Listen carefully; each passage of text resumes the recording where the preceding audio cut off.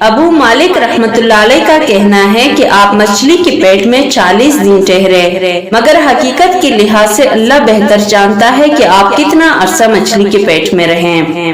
مچھلی آپ کو لے کر سمندر کی نمکین پانی اور سمندر کی تاریکیوں اور اتھاہ گہرائیوں میں گھومتی رہی، اور وہاں آپ نے سنا کہ مچھلیاں رحمان کی تسبیح پڑھ رہی ہیں، یہاں تک کہ آپ نے دانے اور گٹلی پاڑنے والے اللہ کے لیے کنکریوں کو تسبیح کہتے ہوئے سنا۔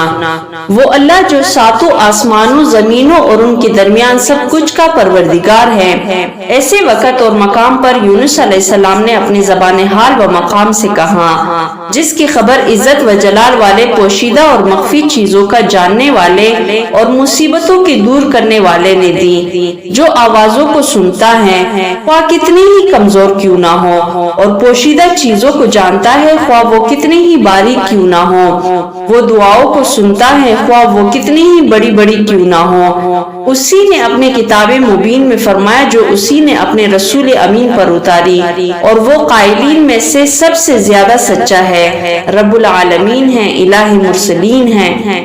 اور یاد کر مچھلی والے کو جب وہ چھل دیا اپنے گھر والوں کی طرف سے، وہ غصے کی حالت میں تھا، اس نے گمان کیا کہ ہم اس کی گرفت نہیں کریں گے، اس پر تنگی نہیں کریں گے۔ اس نے اندھیروں میں پکارا کہ اے الہی، تیرے سوا کوئی معبود نہیں، تو پاک ہے، بے شک میں قصورواروں میں سے ہوں۔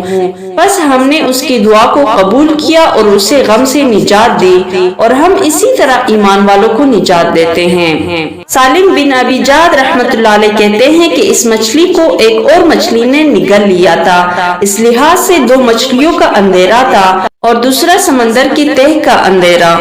حضرت ابو ہریرہ رضی اللہ تعالیٰ عنہ سے مروی ہے کہ جناب رسول اکرم صلی اللہ علیہ وسلم نے فرمایا کہ جب اللہ تعالیٰ نے یونس علیہ السلام کو مچھلی کے پیٹ میں بند کرنا چاہا تو اس مچھلی کی طرف وحی فرمائی کہ اس کو پکڑ مگر اس کو کوئی زخم نہ آئے اور نہ اس کی ہڈی ٹوٹے۔ اور جب مچھلی یونس علیہ السلام کو لے کر سمندر کی تہ میں گئی تو یونس علیہ السلام کو ایک آواز سنائی دی، تو اپنے دل میں ہی کہنے لگے کہ یہ کیا ہے؟ اللہ تعالیٰ نے آپ کو مچھلی کے پیٹ میں ہی وحی فرمائی، یہ سمندر کے جانوروں کی تسبیح پڑھنے کی آواز ہے۔ تو یونس علیہ السلام نے بھی مچھلی کے پیٹ میں ہی اللہ تعالیٰ کی تسبیح کہی، اور جب فرشتوں نے آپ کی تسبیح کہنے کی آواز سنی تو فرشتے کہنے لگے اے اللہ، ہم اجنبی سی جگہ میں ہلکی سی آواز سن رہے ہیں۔ اللہ تعالیٰ نے فرمایا کہ یہ میرا بندہ یونس ہے، اس نے میری نافرمانی کی تو میں نے اس کو سمندر کے اندر مچھلی کے پیٹ میں بند کر دیا۔ فرشتوں نے کہا یا اللہ، وہ تیرا نیک بندہ ہے اور ہر روز اس کے نیک اعمال تیری طرف بلند ہوتے ہیں۔ اللہ تعالیٰ نے کہا کہ ہاں ایسے ہی ہے۔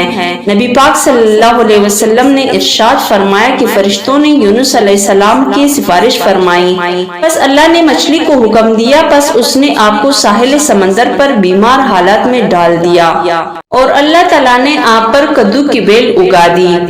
حضرت ابو ہریرہ رضی اللہ تعالیٰ عنہ بیان کرتے ہیں کہ اللہ تعالیٰ نے آپ کے لیے ایک جنگلی بکری پیدا کر دی اور اس کو آپ سے مانوس کر دیا، اور وہ زمین سے گھاس وغیرہ گزارا کرتی تھی اور صبح اور شام آپ کو دودھ پلاتی رہی، یہاں تک کہ آپ نے اچھے انداز سے نشوونما پائی۔ اور بعض اہل علم فرماتے ہیں کہ آپ پر کدو کی بیل اگانے کے بہت سے فوائد ملحوظ تھے۔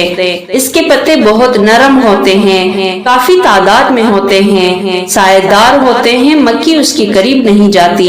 اس کا پھل شروع سے لے کر آخر تک کھایا جاتا ہے، کچا اور پکا دونوں حالتوں میں کھایا جاتا ہے۔ اس کے چھلکے اور بیج سے فائدہ اٹھایا جاتا ہے۔ یہ اللہ تعالیٰ کا احسان اور آپ پر اس کا فضل اور رحمت تھی، اس لیے اللہ تعالیٰ نے ارشاد نجات دیتے ہیں۔ مطلب یہ ہے کہ جو بھی ہمیں پکارتا ہے اور ہماری طرف پناہ لیتا ہے، ہم اسے اسی انداز سے بدلہ دیتے ہیں۔